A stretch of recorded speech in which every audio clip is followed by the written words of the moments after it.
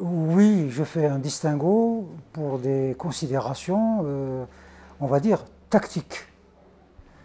Parce que l'opinion n'est pas forcément prête à entendre un discours vrai, franc.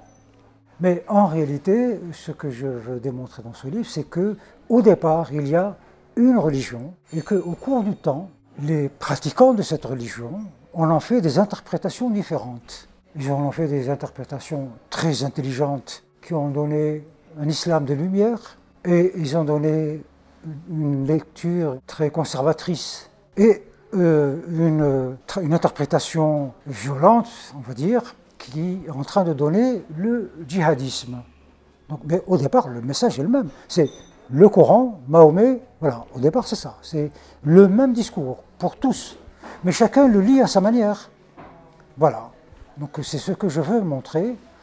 Et dans ce livre-là, j'explicite comment, donc à partir d'un discours unique, on est arrivé à 1000 islams très différents les uns des autres. Certains très positifs et d'autres très négatifs.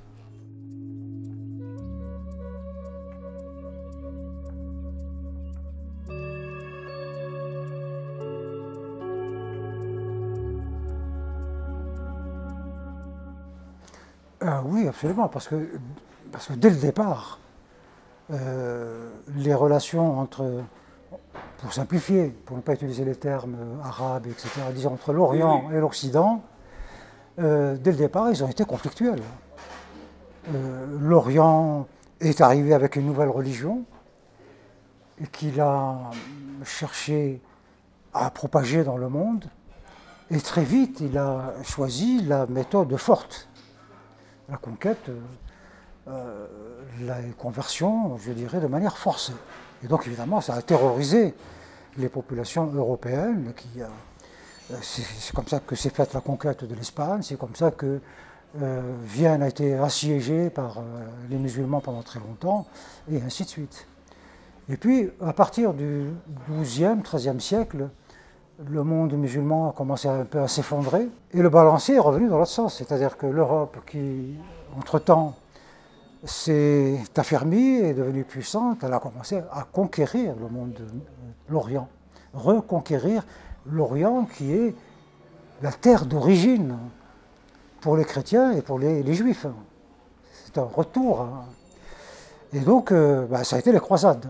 En fait, les croisades n'étaient pas, au départ, l'objectif n'était pas la conquête. C'était parce que les chrétiens et les juifs avaient l'habitude, depuis des siècles, de venir en pèlerinage dans les lieux saints, à Jérusalem et compagnie.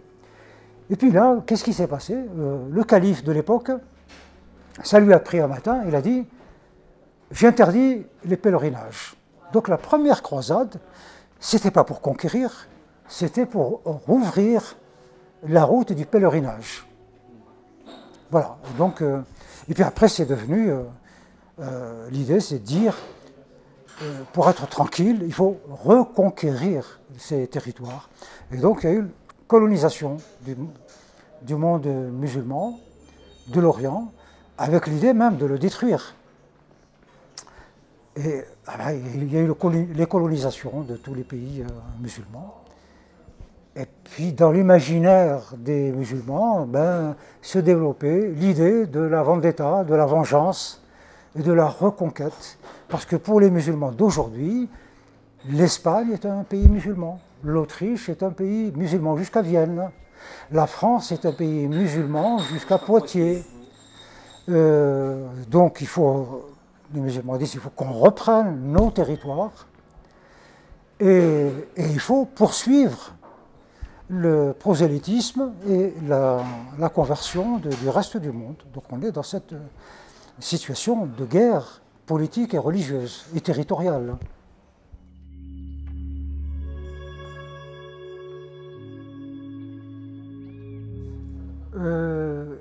J'en ai plusieurs, mais celui qui a vraiment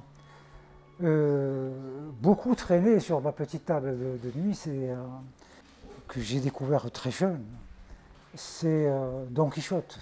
Alors, parce que vous savez que Don Quichotte a été capturé par les barbaresques et donc est vendu à Alger comme esclave. Et donc pendant 5-6 années, il était esclave chez des gens. Et un jour, il s'est évadé. Et à Alger même, mais à l'époque c'était une forêt. Et là, il s'est caché dans une grotte. Il a passé 5 années dans cette grotte.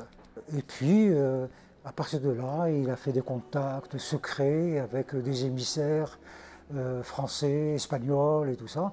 Et finalement, on a payé la rançon pour lui. Enfin, des Espagnols ont cotisé, ils ont payé la rançon. Il a été libéré, il est retourné donc en Espagne et il a écrit son chef-d'œuvre, le grand chef-d'œuvre de tous les temps pour moi, Don Quichotte.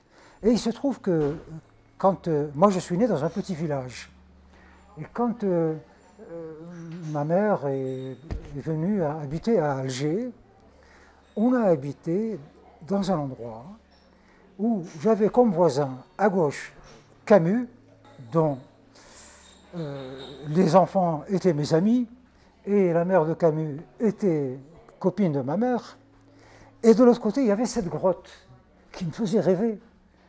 J'étais tout jeune, hein. Avec les enfants, on allait jouer dans cette grotte, qui est restée comme il l'a laissée.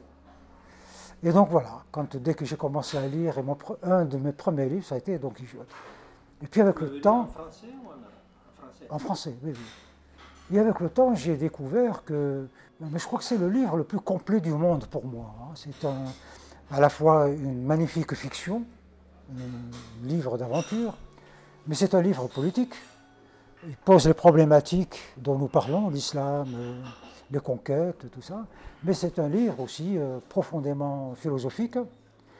Et même, il y a une partie non négligeable que beaucoup de lecteurs ne voient pas, qui est ésotérique.